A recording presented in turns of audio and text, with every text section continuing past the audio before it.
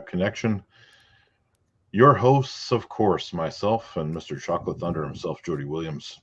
And we are joined today by our special guest, Mr. Simon Berriochoa, who is here to clear up some things that we talked about last week on the show and maybe actually shed some light on this whole situation. So, Simon, welcome to the show. Appreciate it. Thanks you guys having me. Good talking to you guys. And, I just think we'll start from some of the things like I thought it was a good kind of unbiased back and forth on, this is kind of, the who did it better. I guess that's the, the old runway thing, but let's see, kind of, it's not only indicative of where they are now, but kind of where's it going? I think to your point, right? Which is like, what trajectory are they taking going forward? So I'm just to kind of clear up a little bit more about kind of me. I've been in the sport over 30 years and honestly been behind the WF curtain for about 15. And, I'll be quite honest. I think that it'd be very easy to see why some of these things can kind of misconstrued or not really seen the same way, because I don't honestly feel like the WF does a great job of being clear when people don't see what's really going on. They just kind of go, like whatever you guys are talking over there, okay, because to be quite candid, I think their focus is a little bit more. It's not on the 40 some athletes that are going there from North America anymore, right? Because there are all these events are in Eastern European countries. Some people aren't really thrilled about going to some places that are tough to get to. It's expensive. They're more focused on the thousands of athletes they have at the Eastern European countries who have an entirely different model than we do, right? They're government paid, government funded, right? The government gives them money to their sports programs. It's a completely different model. And I think they have a tendency to kind of go, yep, they all get it, right? They're all functioning. They understand what this is.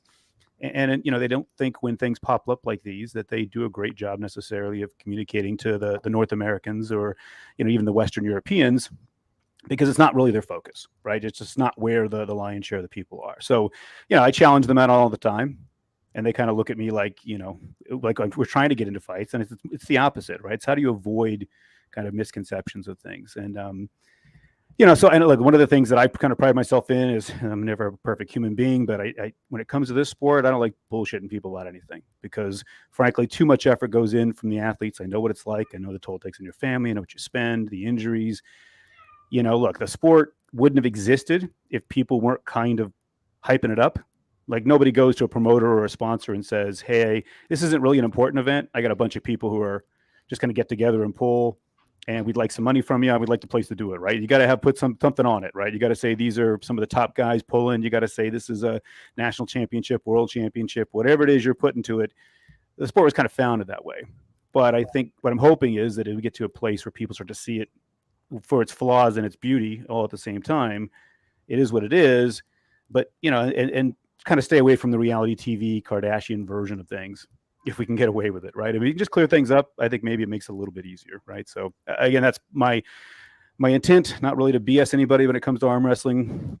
Is what it is, good and bad, and there's reasons why it's these things. But so I think if you guys are all right, I kind of put together, like, from what you guys were talking about, some background or some things that might help. And the first one I have on here is the doping. Yeah, because I think this let's talk about that for sure. Yeah, and Ryan, I was going to ask you, like, what year and where were we when the Marcio thing happened?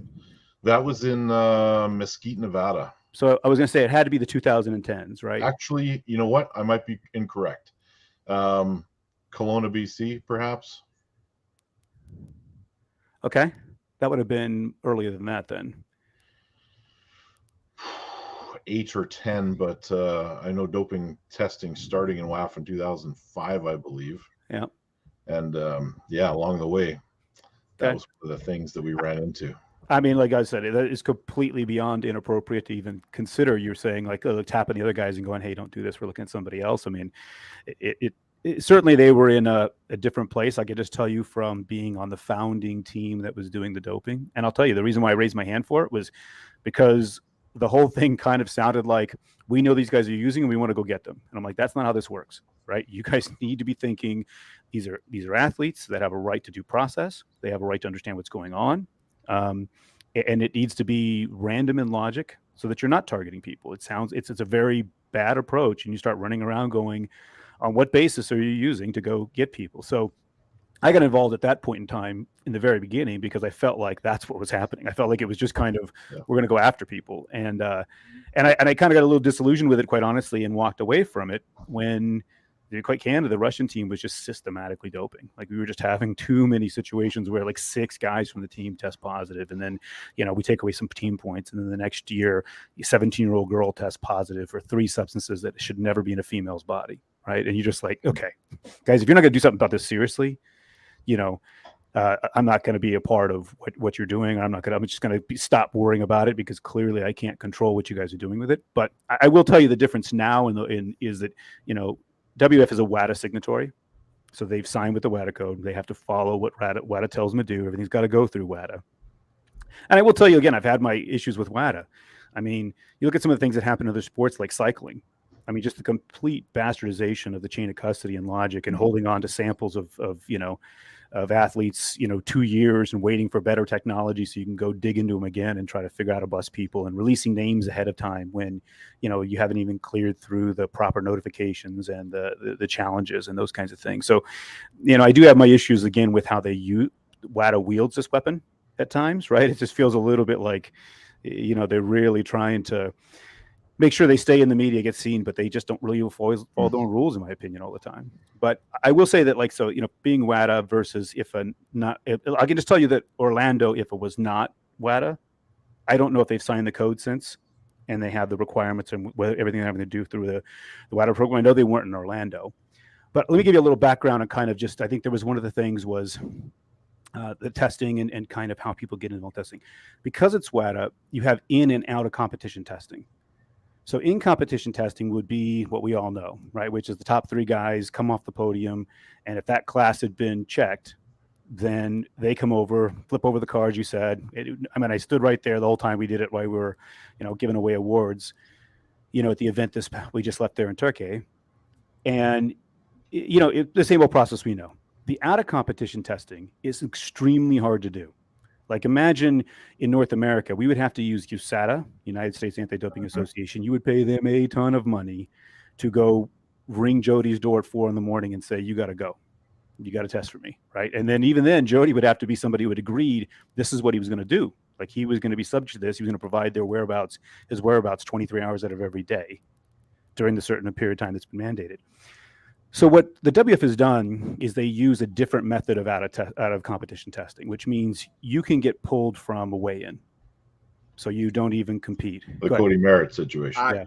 I was just going to say that, because normally what we know is that you make the podium, okay, you 3 come on down, or however that goes. But maybe this will eliminate some of that where, during the weigh-ins. But the thing is, you don't know who's going to be doping prior to all that either, because a lot more oftentimes than not, if a guy is going to go ahead and dope and he takes like 12th out of 20 people, who the hell cares? Doesn't make it right, but who cares? No one's going to remember the guy that placed 12th as the guy that plays top 3, if that makes any sense. Yeah. Well, I'll tell you, there's another mechanism that they also use, because anytime, look, you're told when you're in there and you're competing, you better have your passport on you, because you can get pulled at any time for doping across any class. I don't care if you're in the juniors, sub-juniors, disabled, senior grandmasters, anybody can get pulled. And so what they do is they have a kind of a randomizer. They go up to people who aren't involved, and they would say, Jody, give me a number between 1 and 10. And then give me a second number between 10 and 15. And then they put those numbers down. And then those are used to create kind of what classes and what people, like whoever falls in that placing just got, you didn't know who you were getting, right? You pick class number 4, person who ended up 15th, whatever the answer might be, that's a person who can get pulled for testing.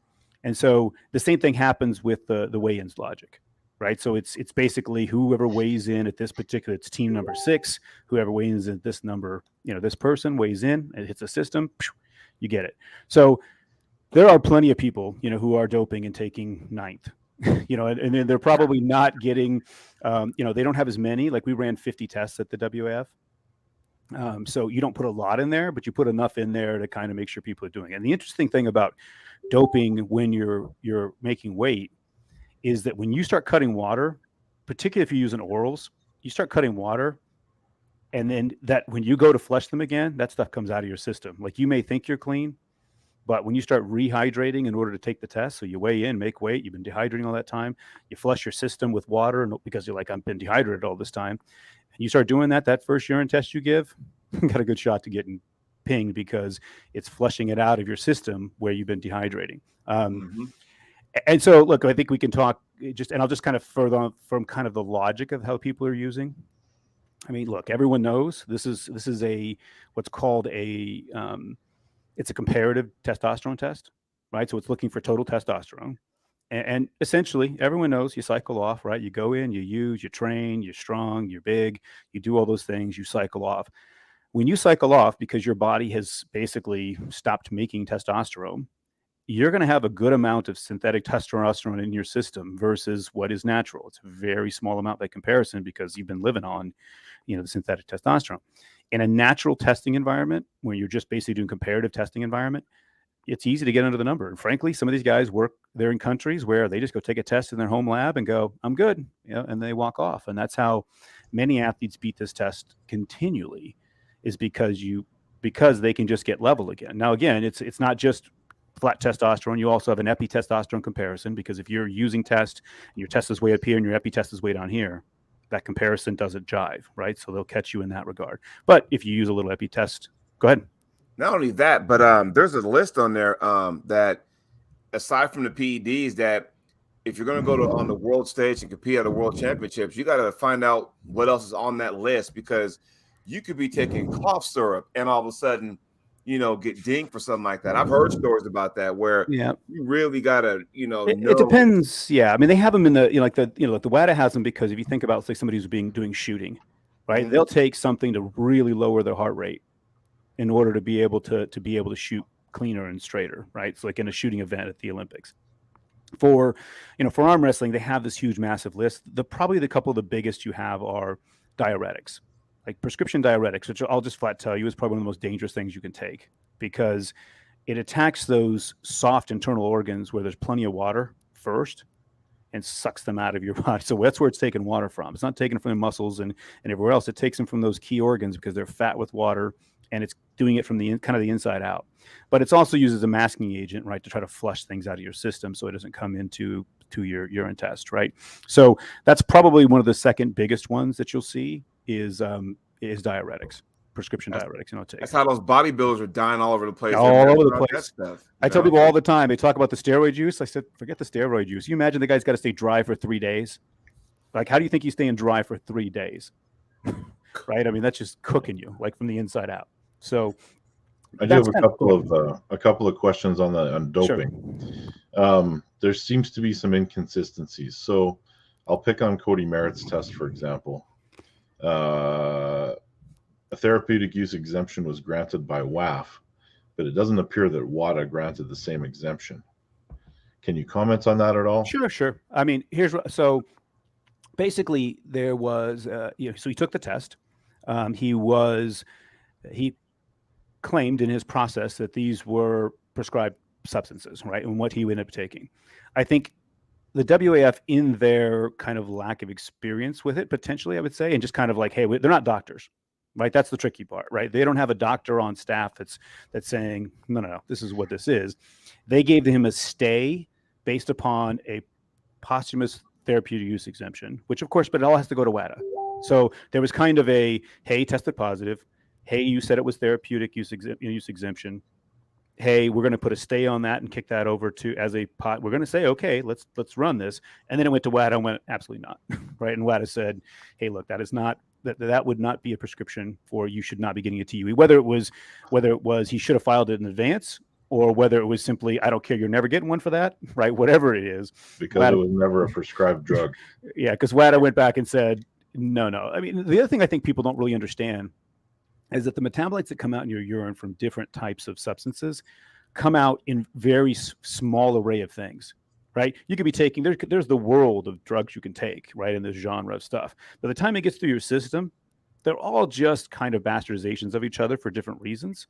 By the time it gets out in your system, there's only so many things it comes out as, right? I mean, and so it really is more of a, there's an indication of something. Now, I will tell you, like, going kind of further, I think there was some conversation about people who didn't, being avoided or whatever. I mean, all three of the Babayevs have tested positive, right, in the history of the sport. Georgie, who just who just won over there. I don't know if he won or took second to the circus guy. He won.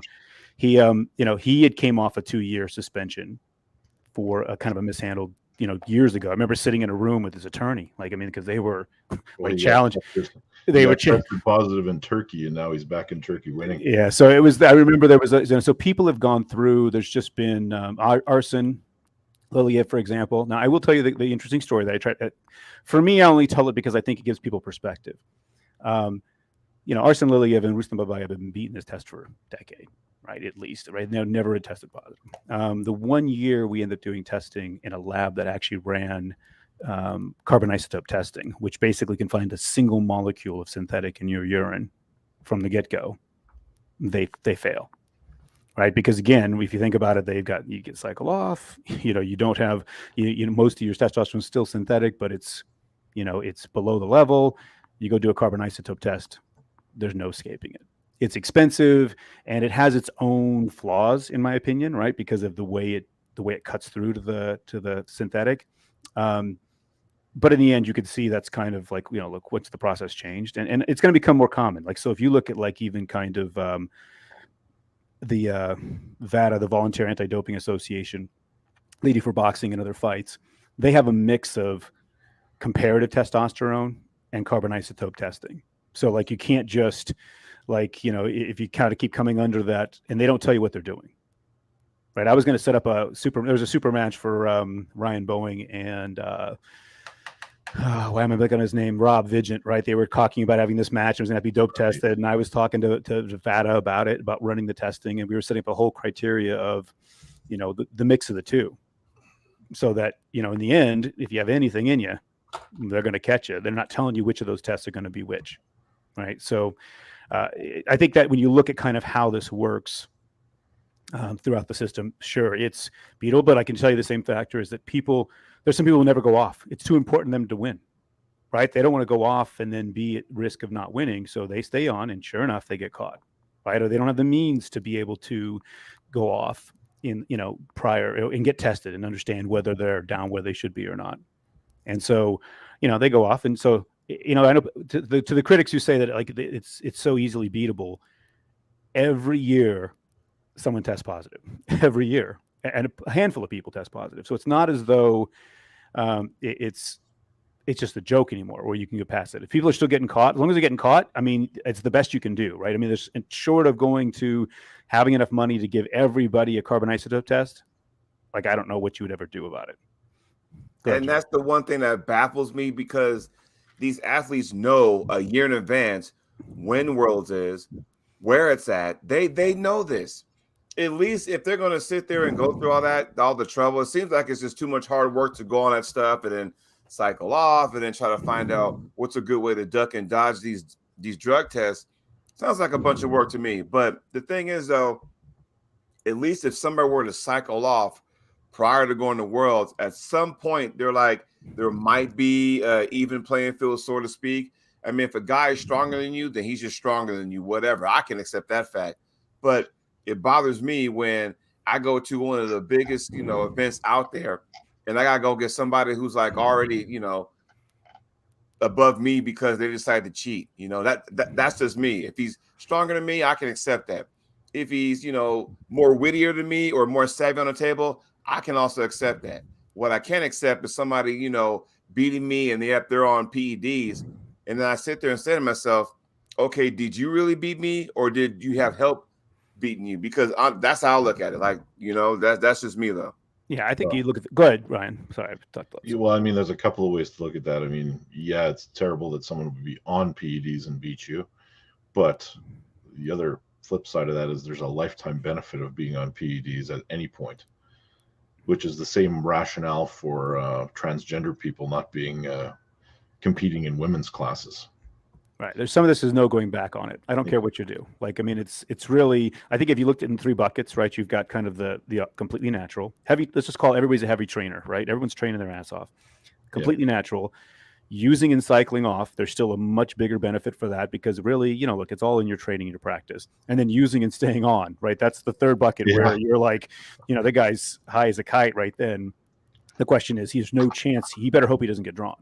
right? Because there's no way he's going to miss the test. The other guy has a chance of kind of missing the test. And I'm just going to tell you, if you start getting it, you start talking about the kind of the elite level, it's like nobody's getting there without it. Like, I don't care who they, it's just really the play. I think I kept telling, like, everybody was arguing about Levon, it's like whether Levon was going to be the, Willie was the best, or was the WL, the WAL champions or not. And I said, look, this guy was owning it for 5 years, both hands of the WAF. And now he's out of the WAF, never has to come off, and he puts on another 100 pounds. Like you really think that anybody's getting him? Like, I mean, there's no reason for him to ever come off. Like, he's just going to continue to just gain all those benefits, as Ryan was saying, again and again and again. But that's a true story, because you see the photo of him from WAF and the photos of him now. There is no comparison. They don't even look like the same guy. Yeah. But at the same time, though, you got to look at it this way. Does he need to go back to WAF? No, he doesn't. He's at a point now where I'm on top of my game. I'm the best in the world, left and right. Why should I go back to, WAF? Why can't I actually do this and get paid for it? It's all about the money, right? I mean, like, look, a lot of these countries pay decent money to win gold medals, but if you can get something better than that and never have to put up with the scrutiny, right, and gets out from underneath that once a year kind of thing, right, and kind of take control. I mean, look, if you look, most of the best people who've come through the sport were, for at least from the Eastern Europeans, certainly are WF born and bred, right? I mean, they've come through, they pay their dues, they get through, they get famous, and then they're like, somebody's willing to give them more money than their government's willing to throw at them for what they're doing, and they're now outside all the, I remember, like, Rustam was like, no, I can never risk getting banned again, so I'm never going back to WF again. Like, he took his 4 years and went, all right, now I'll come back on my, where I'm completely outside of it. Yeah, I do have a question for you. Okay. There was some drug testing done at USAF Nationals at one point, correct? Correct. We've done it several years. There were some years where we did Bill Collins' event where the event wouldn't let us do it. It was kind of we can't have that going on. There's no proximity to the bathroom. And it was, so we've had instances where we've failed to do it. We just did 25 tests at Nationals here this past year. And now there was a question about some guys blowing off a test when they were selected. Yeah, I mean, look, it happens, and I have to be kind of careful with this because it's with USADA and WADA. But people who and I think they had something similar happen at IFA, right, where the guy ran out of the room or something. This guy just kind of floated off and, disappeared and didn't take the test. And so there's rules. And we had people who didn't show up to the award ceremony. So you have kind of your common evading a test. Like, you just don't show up to awards. 2 years. Like, usually it's almost, across the board. They just kind of go, we're not going to even worry about figuring out whatever transpired. You weren't there. 2 years. Then there's people who have done things more elaborate to evade or attempt to corrupt tests. And, then they end up with bigger penalties. And so the thing about it, and I will tell you that, because I think you guys saw that some of the information came out. We live actually, and I work for an events company, so this is something we do a lot of work in, is the biosecurity logic. So releasing people's names in conjunction with stuff is now with the GDPR or the California biosecurity, New York's biosecurity, the US biosecurity. You get to a place where you have to be really careful about putting people's names out. They didn't even want to put the results out. They didn't want to put the starting list out because people start saying things like, you put my name out on the internet and said I was in Turkey. Somebody robs my house. Well, you know what? If you're gonna have the stones to go through all that, then you better have the tough skin to deal with that. That's how I look at it. The problem is the states won't care, right? I mean, whoever's and the GDPR, which is the European, they don't care. Like, they will, there's plenty of lawyers out there who will take up this person's case and rip you apart on that alone. So one of the things that we had to try to do, and we talked about, was, making sure we really understood these biosecurity regulations before putting anything out. Like, we need to understand, people need to understand when they're signing up, this is what's going to happen. Right. I mean, that your name is, if your name's going to be in the results. If you come in the class, your name's going to be in the results. You test, your names are going to be put public. But it is a weird place right now in the world where I could tell you, being at WAF, and we were talking about just the starting list, right? We stopped putting them out on the internet, sent them to the presidents of all the countries and said, if you repost this, that's on you. But we're not going to put this out publicly because there was concerns around biosecurity. It's an unfortunate, crazy thing in the world now. What are you going to do, right? All right, so I think that's kind of what the list I had around the doping. If you guys had any questions more about kind of clarifying. Like I said, as far as the two groups being on the same page, I don't know if they're WADA or not, but I just could tell you that there's a lot of boxes to check that you have to really be careful about when it comes to this, because you can completely lose a case. Someone tests positive, you do something, you misstep, and next thing you know, they call you, they review your chain of custody, they see the misstep, name was released, information was done, something wasn't handled correctly, and then the whole case goes down the toilet because nobody wants to go to the Swiss court there and argue if you've screwed something up. I do want to change gears about the banning, and that's one of the questions or the topics I really want to get it. Was that on your list? It's on my list for sure. For me, right? Banning. Okay. I've never. Jody, are we talking, just so we're clear, are we talking about banning because of PEDs? No. Banning, okay. Banning because if, let's just say I've never competed on a WAF stage before. So, the story was, and you can clear this up for us, Simon. So the story was, like, for example, you and I have talked in the past, if I were to go to a national and, and go to a WAF Worlds, if I were to go back to an IFA just to kind of compete there, then I would be, banned, I guess. But I guess now you can't even use that word. I guess it'll be, God, I can't remember what the word is. But for me to hear something like that is like, you're just hurting the athlete, because at any point in time that I sign a contract saying, I'm only exclusive to you. You know what I mean? And so, here's look, we'll just go back to the kind of, and it's down on my list, but I think it's a big issue for a lot of people. And look, I am completely against the idea of banning athletes. I'm in the middle of an argument with the rest of my execs now about the value of this. But I think just to kind of go back, right, this all started from the IRPA discussion, right? So Igor Mazurenko had this IRPA idea. He was going to go put out this ranking system, essentially. It was supposed to be a rating or a ranking system that you were going to be able to gather points globally and start finding out where arm wrestlers were against each other globally. There was a conversation between Igor and Hassan Hajizioff, who's the president of the WF.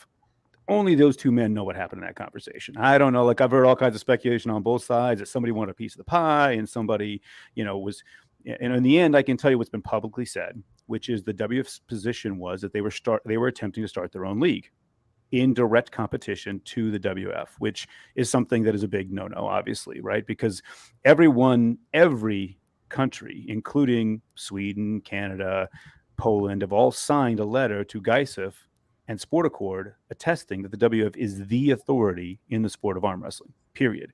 And because of that, those countries end up receiving the monies from their sports ministry based upon the idea that they are associated to the WF, right? So that's how that really works.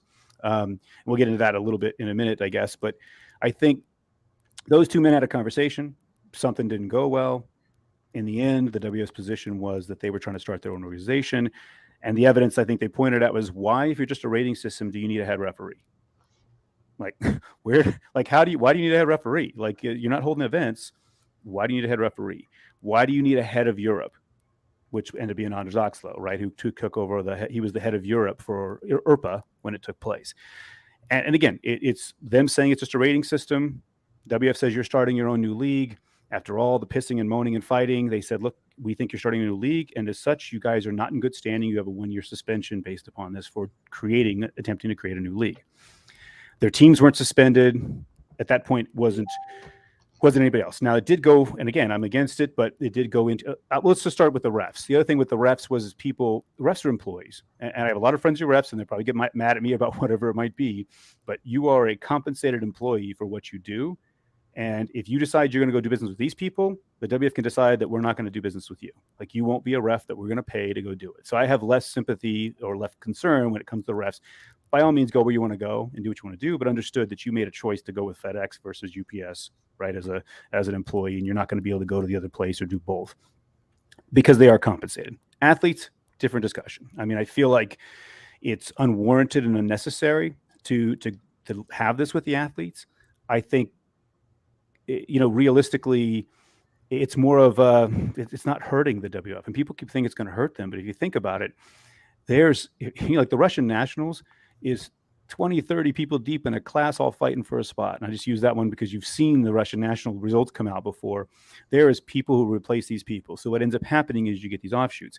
They are the government-funded version of this. They will only be the government-funded version of this as long as they are associated with the WF. And this is why the WF gets less concerned about anybody getting upset about it. Like, I get it. I'm with you. I 100% believe that there isn't any reason.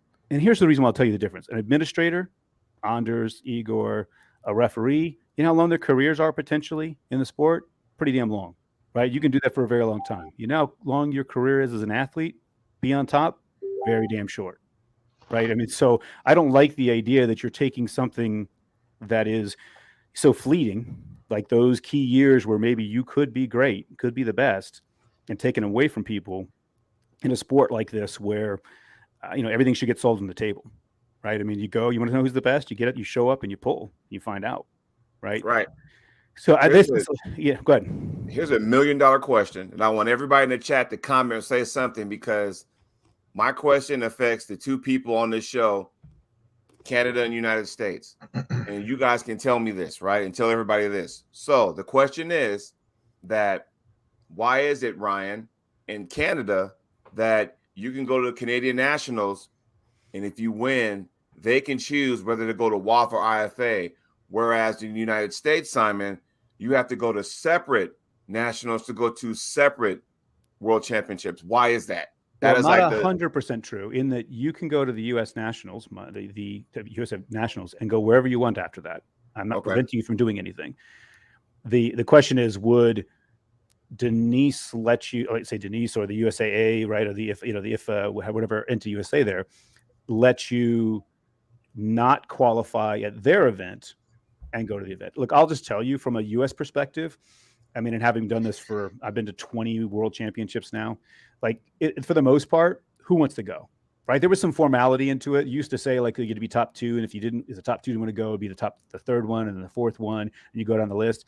Nowadays, it's really who wants to go, and is if the WF is eligible or not. Like, so from my perspective, if somebody had gone to the IFA Nationals and then decided that they wanted to go to the WF Worlds, if the WF had not banned them because they had not gone to an IFA Worlds, it wouldn't matter. If there was a spot available for them, I wouldn't have any concern with it. So it's really more of and I'm not saying that they would do anything different, right? I can tell you that there was a kid who came to the U.S. Nationals and then ended up going to, I don't know if he went to the IFA Nationals or not, but he ended up going with the team to France, right? So it's just a little bit different in that Canada hasn't stood up a second Nationals, right? We got down to one Nationals, USAF Nationals, and then other people have decided to stand up a second one. That hasn't happened in Canada. Canada's got the one, and nobody's gone out and said, I'm going to go stand up another one to flip the other side of that. right. Yeah, it's an interesting situation in Canada because you can go to either, but it's like a separate entity that kind of organizes that WAF team. Correct. Yep. And again, once you get banned by the WF, then I just can't take you. Unless you want to give me a letter and say, hey, I didn't understand, and and I'm going to go WF now, and you can get reinstated. There is a path back quite easily, but it does kind of fly in the face a bit of as an arm wrestler, I need the opportunities to go wherever I need to, because again, I have a very short window that I'm going to be on top, and I don't want to miss opportunities. Like, I think it's an important thing to allow arm wrestlers to do that. But they look at it more. And you're in the middle, these conversations and stuff. It blows my mind that a federation like WAF can sit there and say, well, if you're not banned, I'm like, so you're going to ban somebody who wants to compete for their country. And in my opinion, forget the Olympics for a second, because the way I see it, WAF World Championships is our Olympics. IFA is our Olympics. So let's not worry about Olympics. But for a federation to tell me, an independent puller, by the way, who's obligated by nobody, by the way, can sit there and tell me I can't represent my country on the biggest stage of them all. That's what bothers me personally, because it's like going, now you're just hurting the athlete, because it's like going, again, for me, I want to represent my country, but now because I compete at a different organization or a different federation, I can't sit there and compete for my country. That's what I call bullshit. But again, I mean, I don't want to get too emotional about it, but I think it's just ridiculous, because again, now you're hurting athletes. And now maybe this is why some people are kind of shying away from WAF, because I got friends on both ends, of the fence. I got Angela Matthews, good friend of mine, Joshua Grant, and we've talked in private about, yeah, Jody, we need to get you to WAF Worlds one of these years.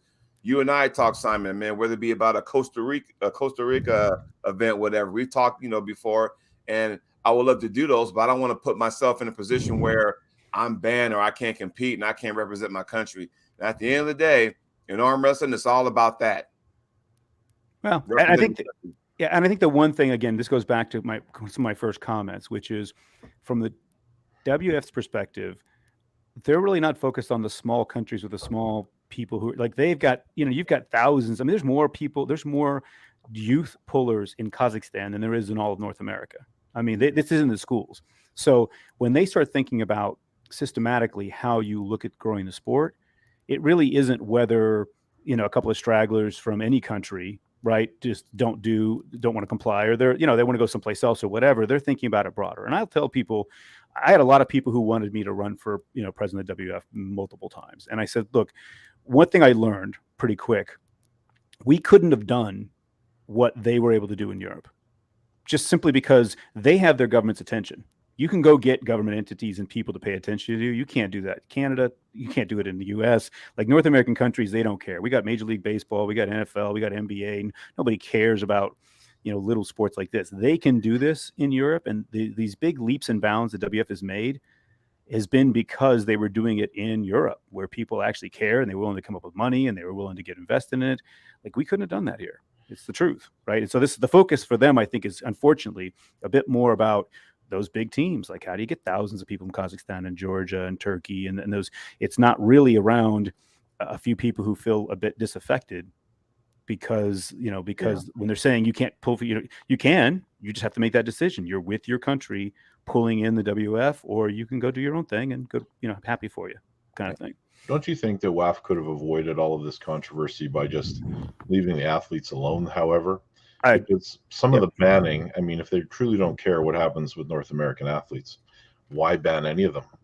And on the flip side of that, why is the banning selective?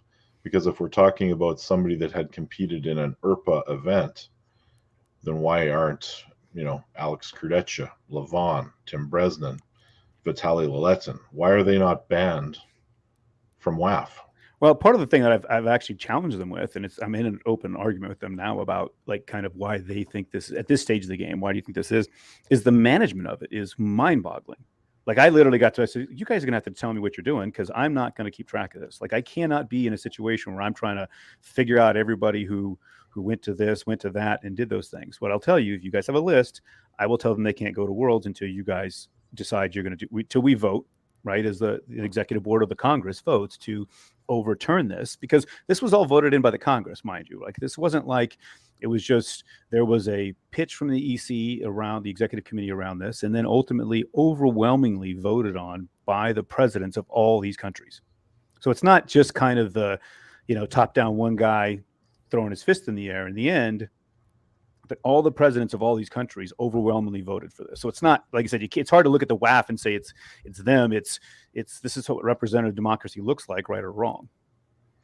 Okay, that's a fair point. But when from the outside looking in, and I have a bit of a more broad perspective than most people that would just be looking at this for the first time, it seems like selective banning is, if you ban someone like Levon, the bad publicity that comes with that is not worth it. So we'll just forget about him. We'll forget that he competed in IRPA events and let him. Yeah, I don't honestly know, to be honest. You're 100% right. If there is like people who don't make the list, and I've seen people who I know have gone to things that when I see the official list, I honestly think, again, Levon's a hard one to miss, right? Like you can miss John Smith over here that went to something and you can miss him, but you're looking at the top of the food chain there with Levon. You should know one way or the other whether that's applicable to him. But as part of my argument with them is like, you guys really feel like you want to keep managing this? Like, is it worth it? Like, what does it get you in the end? Right. I mean, I understand, again, the administrators and the referees is an entirely different thing because they are kind of, whether they're paid or not, they're employees of, right, those entities. But it's the athletes. I mean, we've had a lot come back. I'll tell you, we've had people who even had big fights with. You look at, why am I blanking on his name? He just won from Bulgaria. Talking about well, somebody mentioned Mendel Parasitis had competed in both IFA and WAF. Yeah, and he petitioned for reinstatement and was granted reinstatement and came back to WAF. I was just talking Krasny. I mean, Krasny was as far out with the Bulgarian team as you can get, right? He was completely against, and he had some concerns about everything that happened historically. And then next thing you know, he's, petitioned to be reinstated and goes and wins another WF gold. So there's mechanisms to do it if people want to. But, Joe, it's like for Jay, like you have an emotional response to and this is where the North Americans are a little bit different than the rest of the world. And we have this kind of, you can't tell me where to go. You can't tell me what to do. And to me, arm wrestling is kind of one of those things too, that is self-solving. So why, like, it's even worse, right? If it was like, for that, it's kind of like, this is supposed to be an on the table thing, right? Why is this becoming something else? Yeah. I mean, totally get that, from that standpoint. It's just, and maybe this is my emotions getting the best of me. And so if it sounds like that, I apologize. No, you're good. It wasn't. Again, it's a lot of people. I remember we've had the conversation from the very beginning. Like, it just would affect other people differently than it affects Eastern Europeans, for example. Like, they're part of their program. They understand where the money comes from. They're going to do what makes sense for them. Whereas we don't have that, right? That's my $3-4 grand that went out to go to Turkey, right? I mean, it's like, and it's good. So you said, like, in Kazakhstan, like the youth pullers are a lot more just from that small country than the entire United States if the worlds were there. However, if the worlds happen to be in North America, now do you think, we have more, pullers from Canada and US, Oh, I think total pullers, they still trump us because it's in their schools. Like, it's just all, but you don't see it because you're only allowed 2 people to go to every class, right? I think if it didn't do that in Orlando, I don't know what they did in France, but you could only have 2, so you don't really see them all. Right. But I can just tell you from talking to people about their programs and talking to Turkey and Kazakhstan, they've got tens of thousands. I mean, it's just crazy. Like, because they put it in schools because this is the kind of sport for them they can do. They don't have football and basketball and baseball and kids worrying about playing that sport. This is something they can do. Right. So knowing what you know, Simon, do you ever see just because Jody mentioned it, do you see the WAF championship ever being back on North American soil? I think we can do a better place with doing it now. So, I mean, I think if some of the people talk about the history of it, like, we were supposed to have it for 2015. There was a change in the kind of the WAF leadership. And one of the things that the Congress voted on was that you had to have this television element, which in the US, and I've tried to explain, I've explained to these guys so many times. It's like, look, sure, I was in Poland, right? There's like 200 channels and 50 of them are the same thing. Like, it's like, of course, there's plenty of room that you can run arm wrestling on one of those channels all day long and nobody's going to care, right? I mean, you cannot do that in the US. It's millions and millions of dollars. And as it is, the event, is extremely expensive to run. Like, upwards of $1 million to put these things together between all this that they do. And we couldn't handle the TV. I think now where the online television has gotten to, I think we're in a better place now to actually do it. It's a question of really kind of getting down to those numbers, though, because, like, look, these governments come up with the lion's share of that money, right? The Turkish government comes up with them. It's not coming out. No one's funding this thing like we used to do back in the day. You go find sponsors, right? You have to, if your government's not throwing a huge chunk of change at you towards this thing, you're not doing it. I'll say this, and this was the statement I made last week with Ryan and some of the people in the chat. So, and as far as worlds and television production, that kind of stuff, I sat there and Ryan asked me, my opinion about, IFA and WAF, what's better now. And I said, pros and cons. As of right now, you can go watch the WAF World Championships from this year, last year, the year Ryan beat Cody Merritt for a gold medal, wherever, because on YouTube, there's the World Arm Wrestling Federation. That's on YouTube. You can go look there. They'll have the European Championships the last X amount of years, the last World Championships, last X amount of years. But IFA doesn't have that right now. And it's still a little early. Last year in Orlando, they had only day 1 and day 2. So it was only the amateurs and the masters. You can look on High Dollar Entertainment. They filmed the event, but they never did like the open class the following next 2 days. Mm-hmm. So this year in France, unless someone actually took their camera and put some of those matches on YouTube, you can't find out where it is. And that's just one of the things that, where WAF excels and IFA is not there yet. Look, there's could be just a matter of time, right? I think hopefully as they get through this. And look, they had a guy, and again, although I haven't seen much of him, Igor he had done many world championships. So he is he was kind of all right, they could put on that level, no question, right? Because he's done it before. The question is, I haven't really seen much of him, so I don't know what's going on with it. Why wasn't that, what Igor-esque an event, right? Because you could certainly do it. I understand why Orlando wasn't, because like nobody could get here, right? So, Right. but I mean, if you can get to France, I mean, why wasn't it? And so I don't know what's going on internally from that group thing. But it's everything's got to start somewhere, right? And you kind of move forward on that, and maybe they should get to those things if that's a big factor for people. I think just in kind of talking down the future of those. One of the things I know the Paralympic thing came up. Right. So it's coming up for a vote to whether the para arm wrestling would get into the Olympics in 2028. So it's coming up. We don't have it official yet. I will tell you that generally, I think para gets there long ahead of this, and arm wrestling never really potentially even makes it, because I did this 10, 12 years ago. I went through every Olympic sport, talked to them all, tried to figure out what it would be. And, I had us kind of going through wrestling. Right. The FILA, the wrestling organization. And at the time we weren't prepared to turn the whole sport over to them. And so you didn't get in.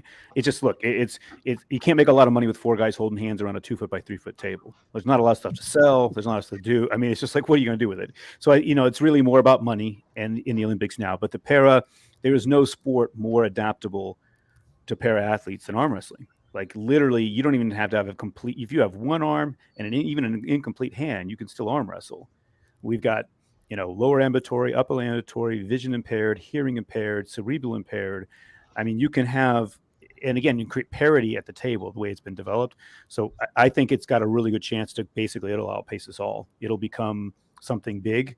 Well, able-bodied arm wrestling still will struggle to ever find that just because it is so adaptable. There's no sport more adaptable than that. So I think going on to like kind of the future of, the sport, if you look, we guys talked about the old split long ago, back in the old WF days. And the big factor that brought that home was, where did the EAF go? Right. For the longest, there was a period of time where the EAF was with the DOS camp, right? The World Arm Sport Federation. Mm-hmm. And then it wasn't with, Fred Roy and the World Arm Wrestling Federation. And it was when Europe switched that everything changed, and the other one just dwindled away and died. And the unfortunate reality of this is that because where all the money comes from is these government entities, and they're very big on the associations. Like, the government doesn't hand you money unless they know that's the org, they're in charge.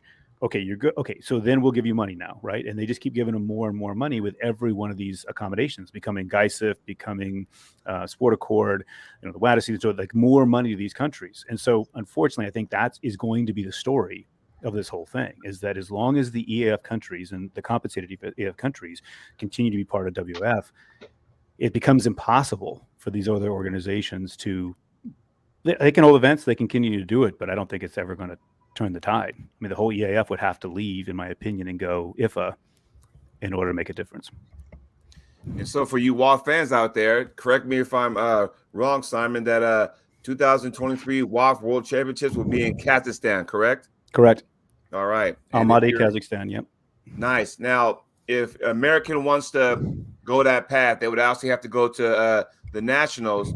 Where are the Unified Nationals held at next year? Do you have a site yet? Yeah, we stopped using the Unified. I mean, that was kind of what happened when we got them all. Everybody stopped Sorry about that. That's all right. No. It's funny, it was stuck for some reason.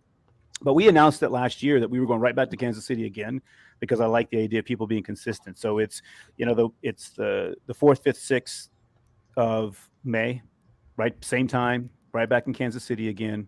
I think that the thing we've done a little bit differently with this is that we've said, look, if you really want to secure your spot, you show up, right? And you show up and you take it.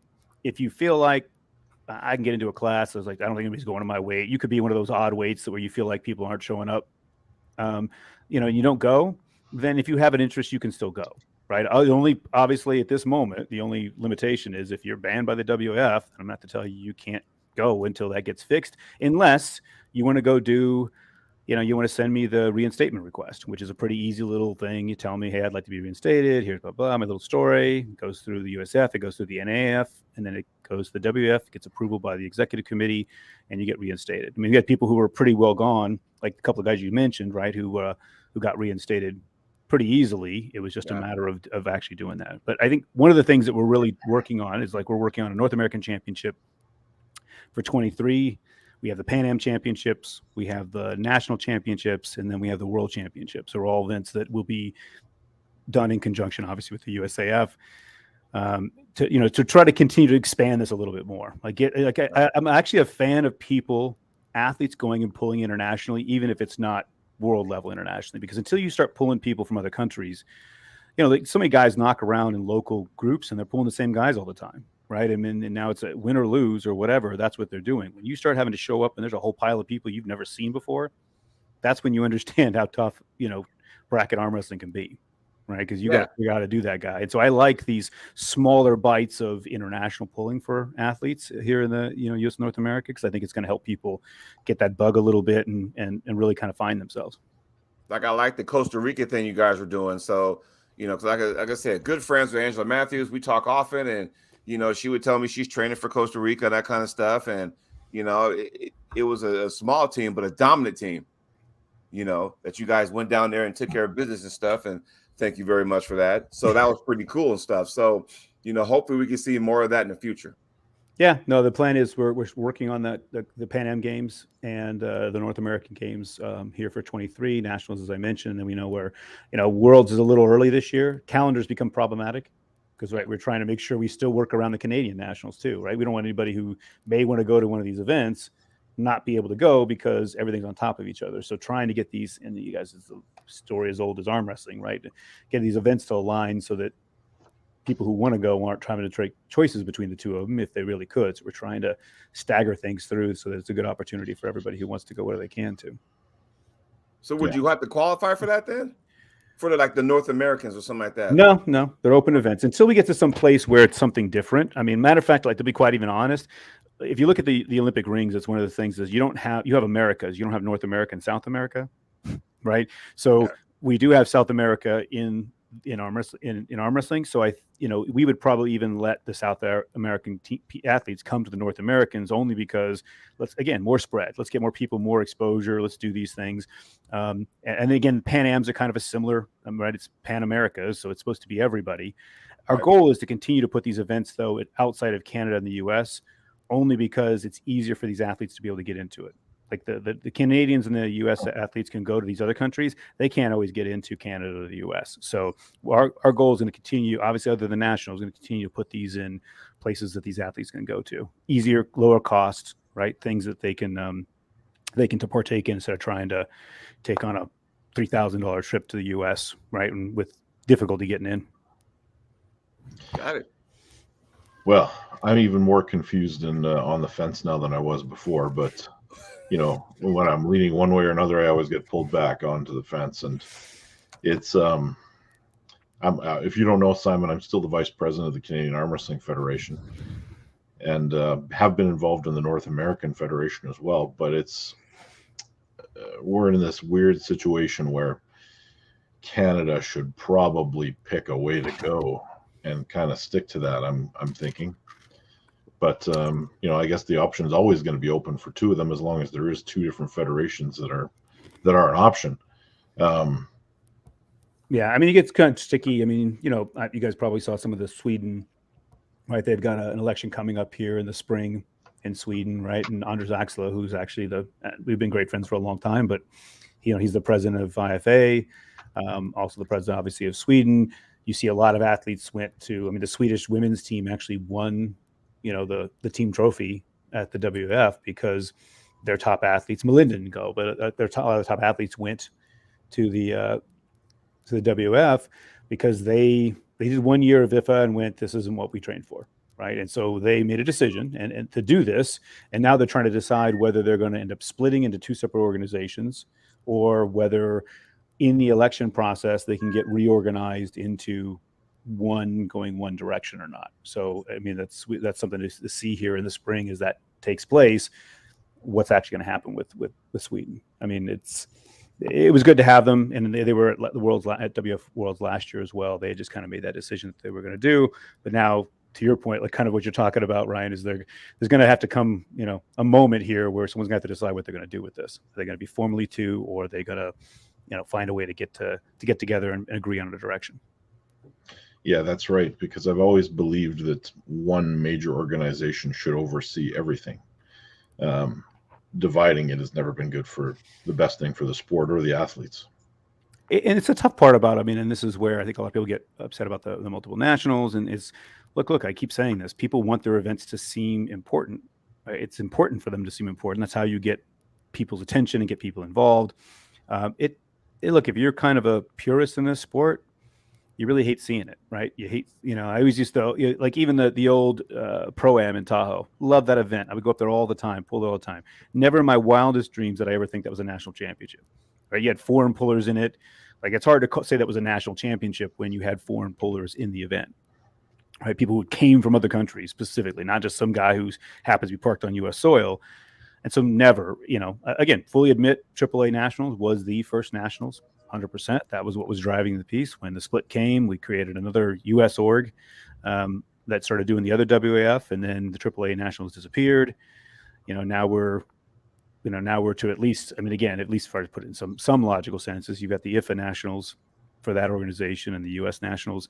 As a purist, I would love to see it not have it, but again, how many people have made up world championships in this sport in their backyard issue, right? They're going to have this world belt title thing, whatever, all over the place. You just nothing you can do about it. If the athletes aren't going to peer pressure them into stop doing it, what are we going to do about it?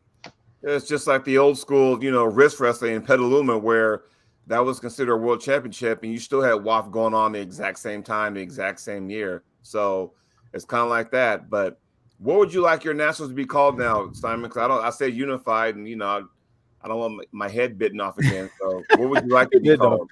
No, I just call it the U.S. National Championships. I don't really, and I think we just leave it at that. I'm not really intent upon trying to make. And again, I think there's been a lot of conversation about us getting together and working in parity. I think the tougher part is who runs what, who does what, right? How do you do it?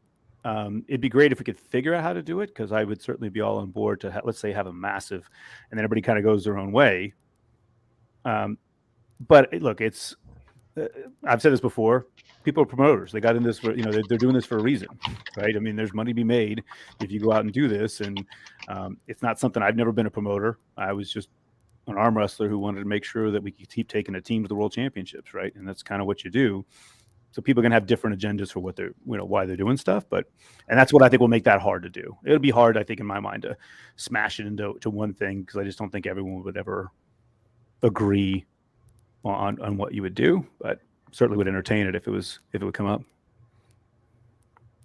Anything else we think we had open? I was trying to look at kind of our notes here. Well, we can try to answer some of these questions from the live stream here. The first one I see: why are the WAF live streams on YouTube Kids mode? Seems like an interesting question. I assume I know the answer based on YouTube stuff, but do you have was there a conscious decision to do that? No, I'm assuming that means that it's kid friendly, right? You mark them as being kid friendly. Well, there's that question when you post a video that says, right, is this made for kids?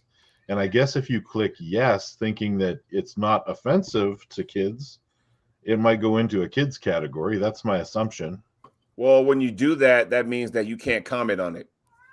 Okay. Yeah. Okay. So, if it's not meant for kids, then people can comment, which is why they put that there. So that way no one can say anything disrespectful or whatever, because we know you get those vulgar comments or whatnot. So if it's on kids mode, you cannot comment. That's just what it is. Interesting. Well, I'll certainly ask the question from the technical guy. That probably is it, which is they don't want to see, let people just start vomiting all over the place, right? With comments that are inappropriate when you're just basically there trying to watch arm wrestling, right? Right. We get them on this show all the time. Yeah, I know. Yeah, unfortunately we do. After the fact, people like to throw some shade, but that's how it goes. Don't be surprised when you get some yourself, Simon. No, it's fine. Yeah, that's it. That's the question. That was the question. Really, that was the question. All right. So, I mean, I know there's some people in the background watching quietly, interested in what you're going to say. And, we may end up in this scenario where we have some guests come forward that want to come on and then chat about it in the future. So we'll see.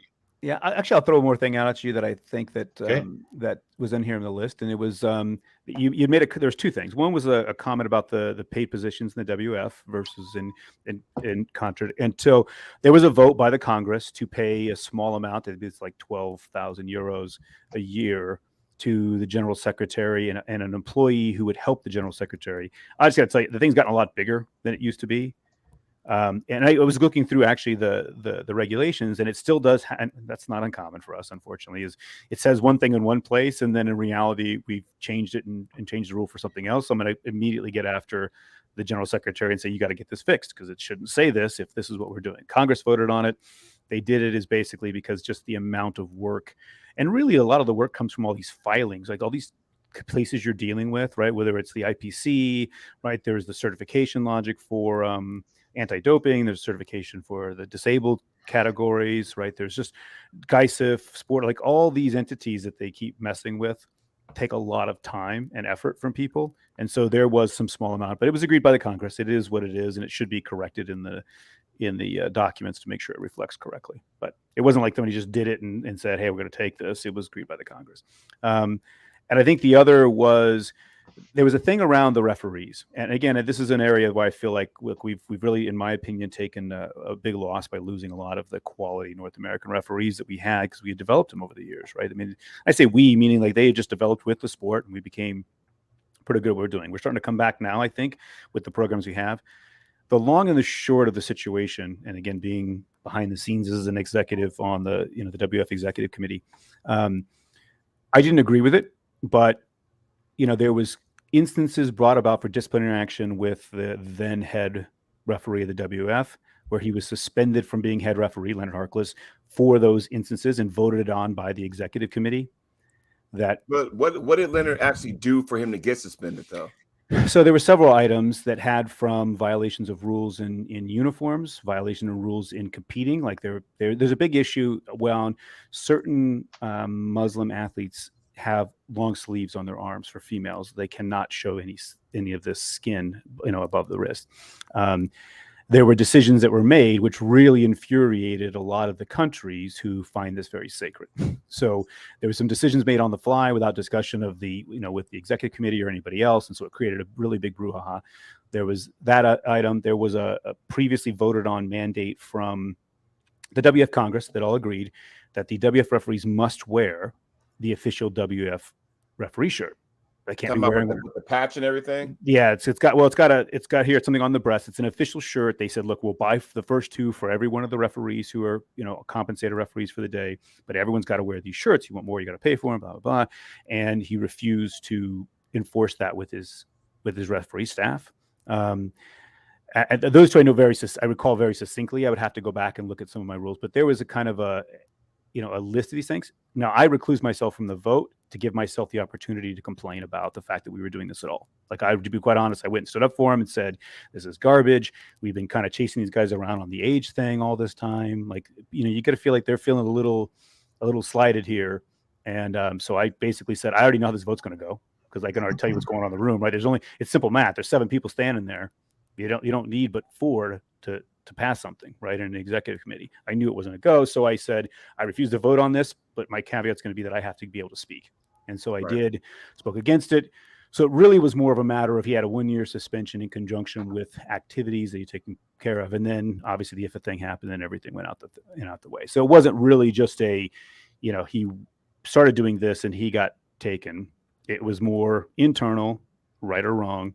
And then he obviously left from there to go to IFA and IRBA. Because now we got other referees who are like on, IFA now, and they were all, they were big name referees that were with WAF, and now they're no longer there. So it's just like, wow, I agree. Like, I think that was a big hit. I mean, I've personally gotten involved because I felt like this is one of those things again where you've got to be doing a good job in the stripes to make your event, certifiable. Like in order to say it is what it is, you got to have some good stuff. Like you got to have the top people, and we lost a lot of the top people in conjunction with this. And I felt like we had to, really kind of turn it over and start figuring out how to do stuff in order to make this work. And so I think we've made a lot of improvements. We're going in the right direction. But yeah, I certainly bemoan the loss of those great North American referees that, the backs of the sport were built on, in my opinion, right? That these guys who really took this to heart, turned it into their craft, right? And made it possible for us to continue to grow the way we were. Yeah. I miss them all the time, frankly. It's just, but it's, what are you going to, they made, in those cases, I think that was only Leonard was the only person who actually received into a suspension. Everybody else made a choice. And the way they look at it is you're an employee. By all means, you can go be an employee wherever you want to be and choose not to be an employee here. Well, we've been on here for a while, and Simon, we got to put a wrap on this one, but we appreciate you so much for coming on and talking about the situation. It's been very informative, and I think everyone got something good out of this show. All right, by all means, and let me know if, like I said, more stuff pops up or any questions came or something we didn't cover it. I'd be just happy to send you back, and you guys can fill it in somewhere on one of the other shows. Sounds great. All right, you guys take care of yourselves. Hopefully see you on a table someplace. Yep. And one last time, U.S. Nationals next year, 2023, in May, 4th, 5th, and 6th in Kansas City, Missouri. And the WAF World Championships in 2023, Kazakhstan, what city? Almaty.